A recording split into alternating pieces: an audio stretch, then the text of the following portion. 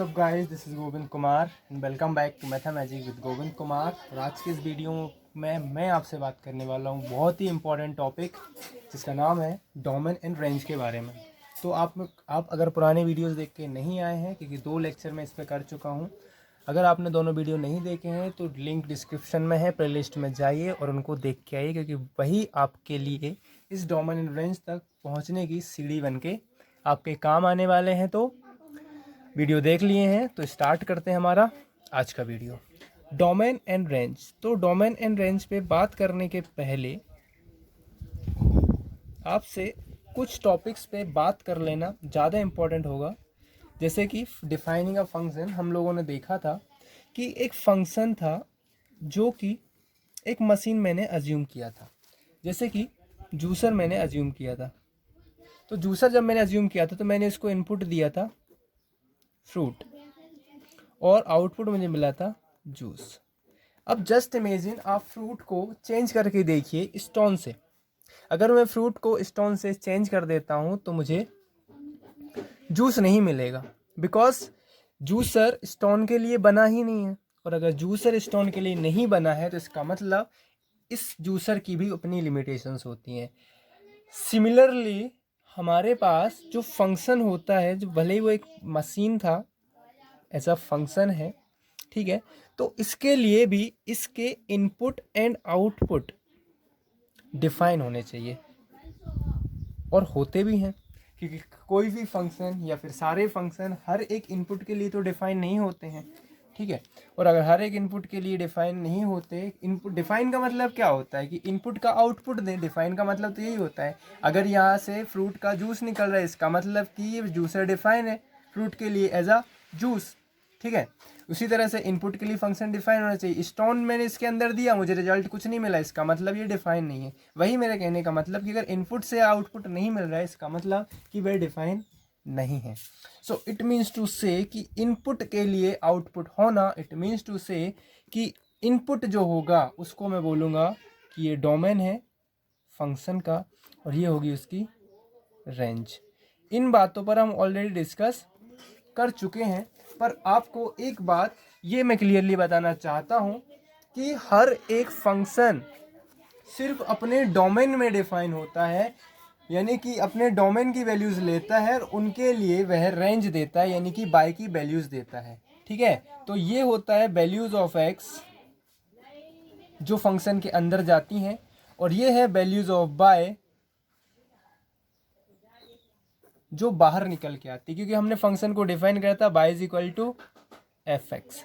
जब एक्स जाता है फंक्शन के अंदर तो बाहर निकल के आता है बाय, ठीक है। मतलब ये हुआ कि डोमेन अंदर जाएगा फंक्शन के और बाहर निकल के आएगा रेंज। तो अब हमारे लिए डोमेन और रेंज को एक अच्छी सी डेफिनेशन में डिफाइन कर देना ज़्यादा बेटर होगा। तो हम बोलेंगे कि the values of x for which the function is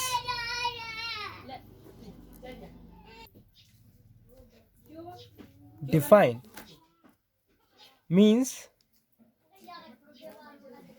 gives output और वैल्यूज ऑफ बाय। ये हमारे कहने का मतलब है। In this case x values, जो एक्स की वैल्यूज हैं इनको हम लोग बोलते हैं domain, and values of y को हम बोलते हैं रेंज। फॉर एग्जाम्पल, अगर मैं बोलता हूँ मेरे पास है रूट एक्स, तो अब रूट एक्स के अंदर आप देखिए, अगर मैं रूट एक्स को डिफाइन करता हूँ कि रूट एक्स के बजाय सपोज ये एक्स की वैल्यू 4 है, तो मैं बोलूँगा 4 के लिए हम लोग बोल सकते हैं कि 2 इंटू 2, यानी कि जब इसके 2 पेयर बन जाते हैं तो इसमें से एक 2 बाहर आ जाता है और ये 2 वैल्यू देता है। यानी कि सेम वैल्यूज़ के 2 बार मल्टीप्लिकेशन से हमारे लिए जो मिलता है उसको हम लोग बोलते हैं कि वही हमारा आंसर हो। बट यहाँ पर अगर -4 होगा तो -4 के लिए यहाँ पर ऐसा कोई भी नंबर नहीं है जिसको 2 बार मल्टीप्लाई करने पर हमें -4 मिलता है। फॉर एग्जाम्पल मान लेता हूँ यहाँ पर अगर -2 और -2 भी मैं लिखता हूँ या फिर 2 इंटू 2 भी लिखता हूँ तो 2 इंटू 2 मुझे 4 मिलता है और -2 इंटू -2 भी मुझे 4 मिलता है। यानी कि रूट के अंदर यानी कोई भी दो सेम नंबर्स का मल्टीप्लिकेशन कभी भी नेगेटिव नहीं होता, बिकॉज नेगेटिव नेगेटिव पॉजिटिव होता है एंड पॉजिटिव पॉजिटिव भी पॉजिटिव ही होता है। इस वजह से -4 रूट के अंदर सूटेबल नहीं है। Means -4 is not defined as a domain, यानी कि -4 डोमेन में नहीं आएगा, जबकि 4 इज बिलोंग्स टू डोमेन। तो इसका मतलब ये हो गया कि x को अगर डोमेन चाहिए तो हम बोलेंगे x should be greater than equal to 0, यानी x को पॉजिटिव होना पड़ेगा, तभी हम बोलेंगे कि √x हमारा जो फंक्शन है वो डिफाइन होगा, उसके लिए आउटपुट या फिर रेंज डिफाइन होगी। So if any function is in some limitations then we have to find those values for which our function is defined and those values are known as domain। तो सबसे पहले हम लोग define का meaning समझ लेते हैं कि डिफाइन क्या होता है। डिफाइन का मीनिंग होता है डेफिनिट। डेफिनिट मीन्स क्या होता है? डेफिनिट का मीन होता है काउंटेबल, यानी जो आपने काउंट किया हो या फिर आपने देखा हो। और इसका एक और मीनिंग होता है of course it is not, of course not equal to infinite. Infinite आपने देखा है, इनफाइनाइट एक ऐसा साइन होता है जिसका मतलब होता है 1/0, यानी 1/0 भी नहीं होना चाहिए क्योंकि 1/0 इज नॉट डिफाइंड। तो ये मीनिंग होता है डिफाइन। डिफाइन का मतलब होता है कि उसको आप अच्छे से जानते हो। तो अब हम लोग कुछ उन पॉइंट्स पे बात करते हैं जो आपको क्वेश्चंस में बहुत ज़्यादा हेल्प करते हैं, और वो इंपॉर्टेंट पॉइंट जहां हमारा फंक्शन डिफाइन होता है और जहां हमारा फंक्शन डिफाइन नहीं होता है, वो कौन कौन सी कंडीशन हो सकती हैं उनके बारे में थोड़ी सी जानकारी लेते हैं। Important thing number 1, first thing आपको पता होना चाहिए कि दुनिया में कितने तरह के नंबर एग्जिस्ट करते हैं। एक होता है नेगेटिव। सपोज नेगेटिव एक्स को हम लोग डिनोट करते हैं x इज लेस देन 0, ठीक है। एक होता है पॉजिटिव। पॉजिटिव को हम इंक्लूड करते हैं as x is greater than 0। And एक और चीज होती है जो दुनिया में होती है, उसको हम लोग बोलते हैं नॉन नेगेटिव, और उसको हम लोग डिनोट करते हैं x is greater than equal to 0। Yes, because 0 is not a negative number and also not a positive number. It is a neutral quantity. 0 is neither negative nor positive quantity. That's why we say this is a non-negative numbers. Non-negative means कि इसमें negative नहीं है, positive और neutral दोनों exist करते हैं। Point number 2 पर आते हैं। Root is a positive quantity. Root एक पॉजिटिव क्वांटिटी होती है, यानी कि रूट के अंदर जो होगा वो भी पॉजिटिव होगा और रूट से जो बाहर निकलेगा वो भी पॉजिटिव निकलेगा। मीनिंग अगर रूट के अंदर कभी fx आ गया तो हम बोलेंगे कि fx should be greater than equal to 0, यानी वो पॉजिटिव ही होना चाहिए। Point number 3, x raised to the power 4, x raised to the power 2, x raised to the power 6 dot dot x raised to the power even are always positive। ये कभी negative नहीं होते।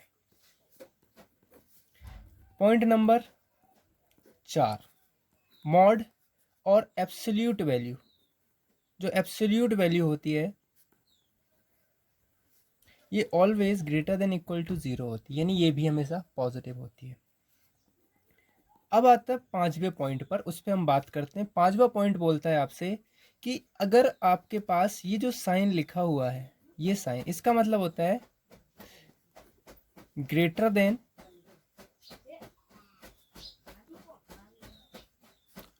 और इक्वल टू, कि या तो ये greater है या फिर इक्वल है। यानी कि अगर मैं लिखता हूं 6 इज ग्रेटर देन 3, तो मैं बोलूंगा कि ये ट्रू है। अगर मैं बोलता हूँ 6 is greater than equal to 3, तो इसका मीनिंग होता है या तो ये ग्रेटर है या फिर इक्वल है। इक्वल तो नहीं है लेकिन ग्रेटर जरूर है, तब भी हम इसको बोलेंगे कि ये भी ट्रू है। अगर मैं बोलता हूँ 6 is greater than equal to 6, then 6 greater तो नहीं है पर इक्वल है, तो भी ये ट्रू होगा। लेकिन अगर मैं बोलता हूँ 3 is greater than equal to 6, तो ये फॉल्स होगा, क्योंकि ना तो ये ग्रेटर और ना ही ये इक्वल है। यानी कि अगर इन दोनों में से कोई एक चीज़ भी इक्वल है तो आप बोलोगे कि ये ट्रू है। यानी कोई एक चीज़ भी ट्रू है तो आप बोलोगे कि ये ट्रू है, और अगर दोनों ही चीज़ें गलत हैं तो हम बोलेंगे कि ये फॉल्स है। It means to say any of them should be correct. Okay, point number 6। Point number 6 क्या बोलता है, अगर आपके पास y is equal to 1/fx लिखा है किसी दिन, तो आपको पता है कि ये तभी डिफाइन होगा, y की वैल्यू तभी डिफाइन होगी जब fx आपका नॉट इक्वल टू 0 हो।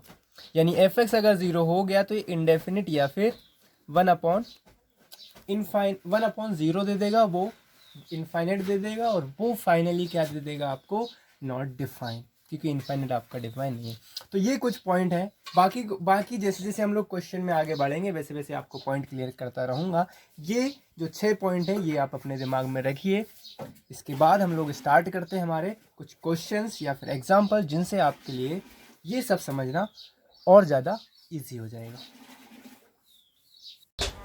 तो बात करते हैं कुछ इम्पोर्टेंट क्वेश्चंस पर और उस फंडे पर जिससे हम पता कर सकते हैं कि डोमेन और रेंज को कैसे कैलकुलेट किया जाता है। So how to calculate domain and range. Question number 1 है, इसमें सपोज उसने दिया है, सपोज क्या दिया ही है, fx is equal to 1/x-3। पूछा है domain of function and range of function. Represent करने के तरीके ये हैं उसके, ठीक है, बताने हैं। पहली चीज़, जब आप डोमेन एंड रेंज निकालते हो तो आपके लिए यहाँ देखना पड़ेगा कि आपके लिए y इज इक्वल टू होता है fx which is equal to x-3। तो आपको दिया है y is equal to 1/x-3।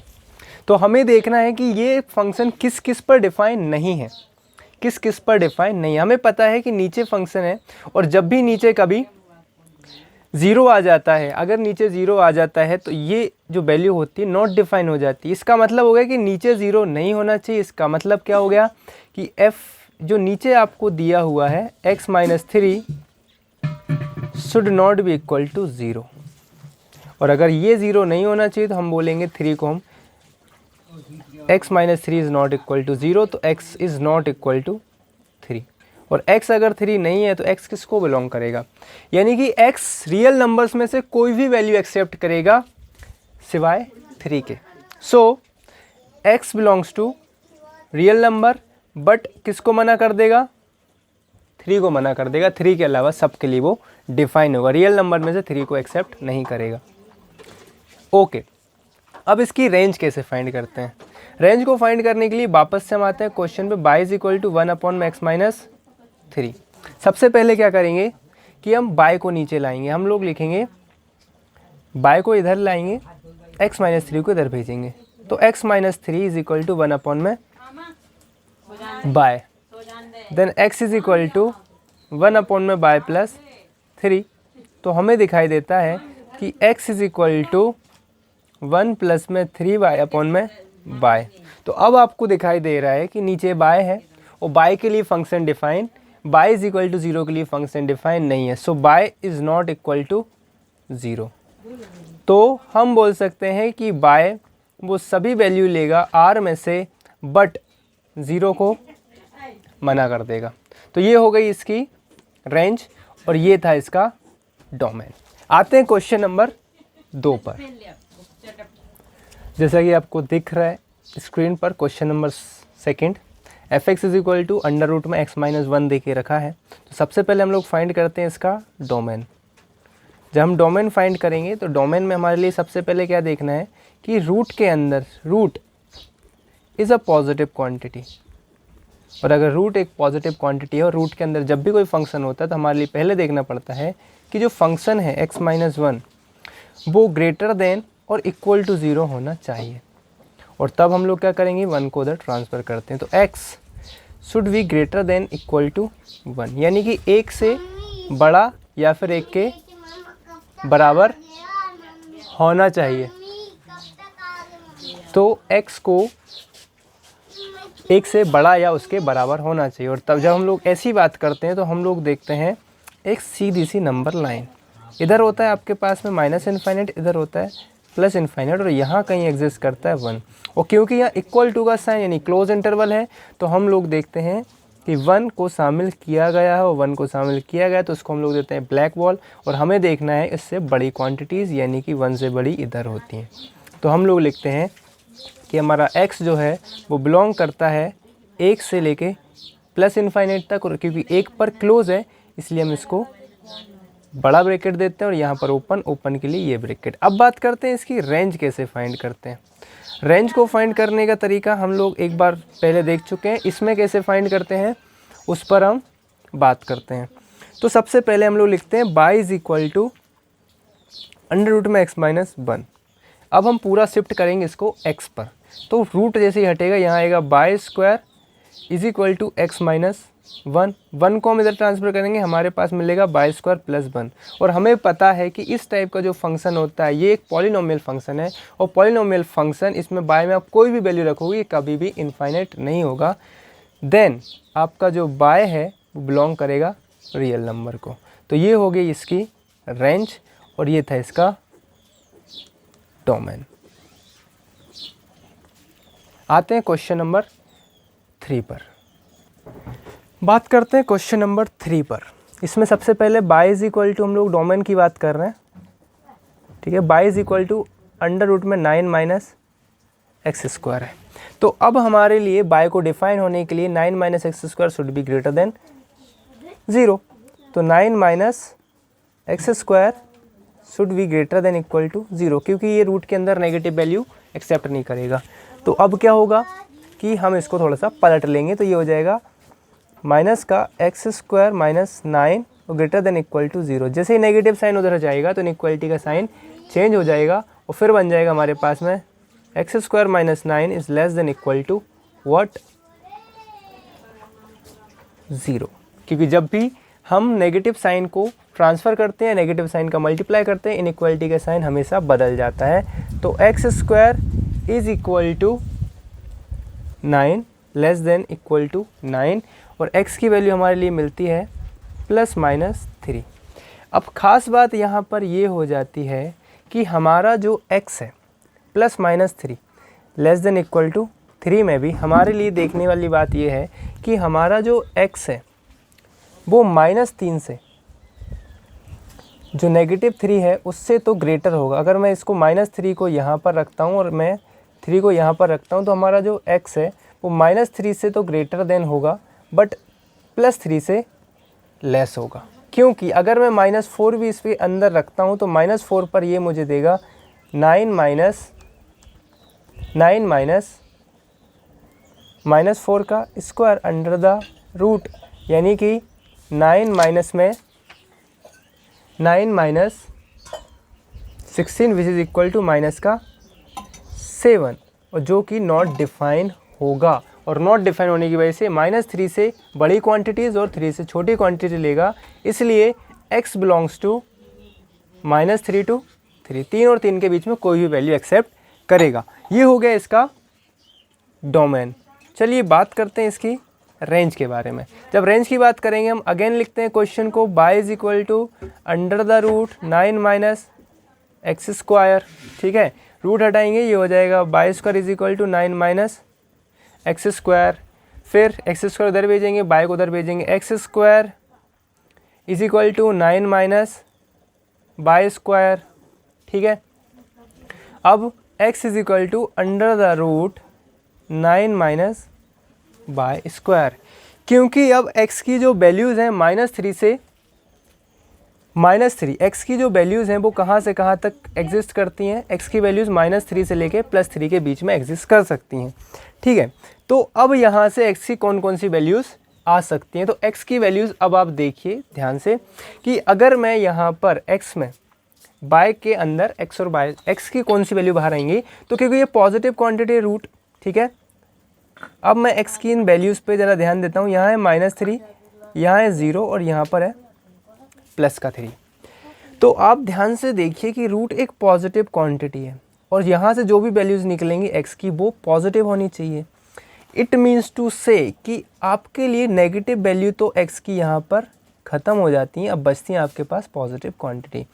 तो हमारे जो बाय है वो बिलोंग करेगा, हमारा जो बाय है वो बिलोंग करेगा 0 से लेकर के 3 के बीच में, ठीक है।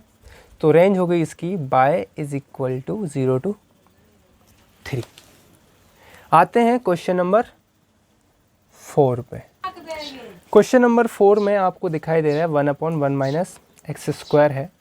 तो अब हमारे लिए y is equal to 1/1 minus जो एक्स स्क्वायर है ये तभी डिफाइन करेगा जब 1 minus x square should be greater than not equal to 0 हो। तो इस केस में 1 is greater than x square and x square should not equal to 0 and x square should not equal to 1। और x square के equal to 1 ना होने का मतलब है कि x should not equal to +-1। तो x सारी वैल्यूज़ एक्सेप्ट करेगा except +-1। So x belongs to all real numbers but it will not take -1 and +1। तो इनको हम लोग एलिमेंटली हटा देंगे। बात करते हैं रेंज, जब बात करते हैं रेंज के बारे में तो वापस से हम लोग y is equal to 1/1 minus x square लिखते हैं। तो ये हो जाएगा 1 माइनस में x square is equal to 1/में y, then x square is equal to 1 minus 1/, y हो जाएगा। अब x की वैल्यू आएगी आपके पास 1/1 माइनस बाय। अब आपको देखने वाली चीज़ें कौन कौन सी हैं कि अगर आपको ये वाली वैल्यू डिफाइन चाहिए तो फर्स्ट थिंग आपको जो रूट में 1/1 माइनस बाय है ये डिफाइन होना चाहिए। और ये कब डिफाइन करती है उस पर बात करते हैं। 1 माइनस 1/, में बाय, पहली चीज़ ये जो है ये ग्रेटर देन क्या होना चाहिए, ये ग्रेटर देन होना चाहिए 0 के। पहली चीज़ ये 0 के ग्रेटर होना चाहिए। और जो बाय है ये पूरी क्वांटिटी जो है वो ग्रेटर देन होनी चाहिए। और जो बाय है हमारे पास में उसके लिए हम लोग बोल सकते हैं कि ये वाली जो क्वांटिटी है ये 0 तो नहीं होनी चाहिए और हमारे पास 1 से बड़ी होनी चाहिए। कहने का मतलब ये है कि ये पूरी क्वांटिटी इस बार इक्वल टू 0 नहीं जा सकती क्योंकि बाय हमारा इक्वल टू 0 नहीं हो सकता। और अगर बाय हमारा इक्वल टू 0 नहीं हो सकता देन हम लोग बोलेंगे कि ये वाली जो कंप्लीट क्वांटिटी, पूरी क्वांटिटी तो हमारी 0 के इक्वल हो सकती है, पूरी क्वांटिटी 0, लेकिन बाय हमारा 0 नहीं होगा। तो देखते हैं 1 minus 1/, y is should be greater than equal to 0। ये पूरी क्वांटिटी 0 या 0 से बड़ी होनी चाहिए क्योंकि ये पूरी क्वांटिटी, ठीक है। तब हम लोग बोलेंगे कि 1 is greater than equal to 1/, y and y is greater than equal to 1। और y is greater than equal to 1 यानी कि 0 से बड़ा है, तो हमारा जो फंक्शन है वो सेफ है। ओके, देन हम लोग आगे क्या करते हैं, आगे हम लोग वही लिखते हैं, नंबर लाइन बनाते हैं। जब भी कभी इनइक्वालिटी दिखती है यहाँ पर लिखते हैं 1 और 1 को इसने एक्सेप्ट किया है यानी कि इंक्लूड किया, इसलिए इस पर ब्लैक डॉट और ये जाता है आगे इनफाइनाइट तक। तो बाय बिलोंग्स टू 1 से लेकर इनफाइनाइट तक। ये हो गई हमारे फंक्शन की रेंज। सो आई होप आपको क्वेश्चन समझ में आ गए होंगे कि रेंज और डोमेन पर किस तरह के क्वेश्चन किए जाते हैं, कैसे उनको सॉल्व किया जाता है। मिलते हैं हमारे नेक्स्ट इंटरेस्टिंग वीडियो में, जिसमें मैं आपको कुछ ग्राफ्स के बारे में बताऊंगा कि ग्राफ्स कैसे हम लोग बनाते हैं, किस टाइप का ग्राफ हमारे पास होता है, उसके अलावा उनका डोमेन और रेंज, और उसके साथ में ही मैं बताऊंगा आपको टाइप ऑफ फंक्शन क्या होते हैं। So thank you so much for watching.